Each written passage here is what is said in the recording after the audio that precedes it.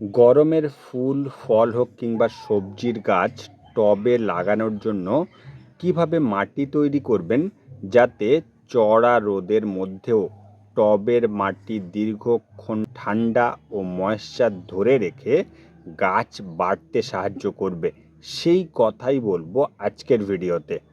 নমস্কার, virtual gardening tips YouTube চ্যানেলে আপনাদেরকে স্বাগত জানাই।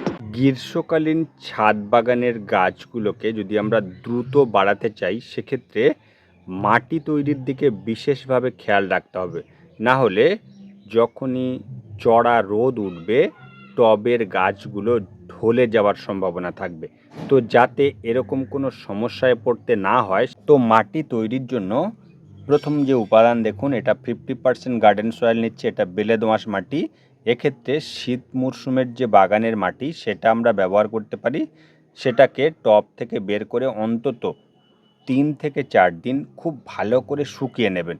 তাহলে আমরা এই মাটিটা গ্রীষ্মকালীন ছাদ বাগানে ব্যবহার করতে পারবো। কারণ এখন মাটির যা চাহিদা সেটা নূতন মাটি বারে বারে নেওয়া অসম্ভব। তো এই মাটি নিচ্ছি 50%। এর সঙ্গে গ্রীষ্মকালীন ছাদ বাগানের জন্য সবচেয়ে যেটা গুরুত্বপূর্ণ সেটা হলো কোকোপিট।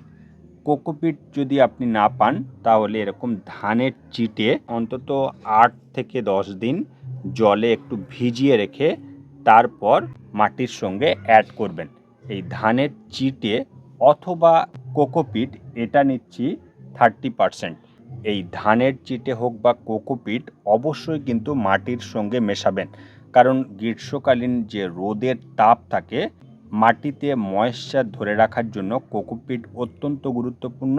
সেটা কোকোপিট হোক কিংবা ধানের চিটে, এই দুটো উপাদানের মধ্যে একটি উপাদান অবশ্যই করে মাটির সঙ্গে মেশাবেন। তৃতীয় যে উপাদান সেটা হলো, এখানে আমি গোবর সার নিচ্ছি। আপনারা ভার্মি কম্পোস্টও নিতে পারেন।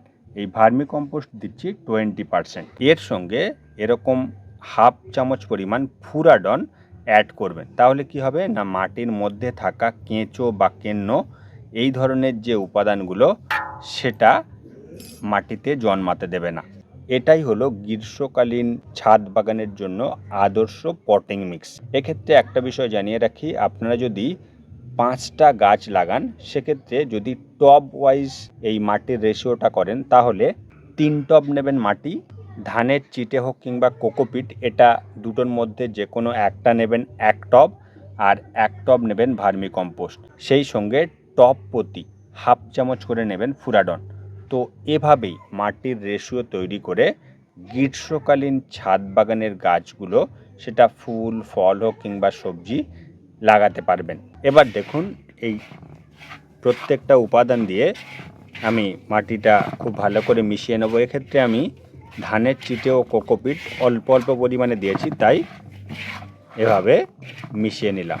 দেখুন মাটিটা একেবারে উর্বর এবং অবশ্যই যে ওয়েল ড্রেনেজ মাটি সেটা কিন্তু এই মাটিটা তৈরি হলো। এই মাটিতেই আপনি জবা থেকে শুরু করে নয়নতারা, বেলি, জুঁই, জিনিয়া, টগর হোক কিংবা অ্যালামুন্ডা, পাশাপাশি জাম, জামরুল, মালবেরি, আর যদি সবজি হয় গরমের সব ধরনের সবজি, ঝিঙে, করলা, প্রত্যেকটা গাছ এই মাটিতে কিন্তু আপনি লাগাতে পারেন।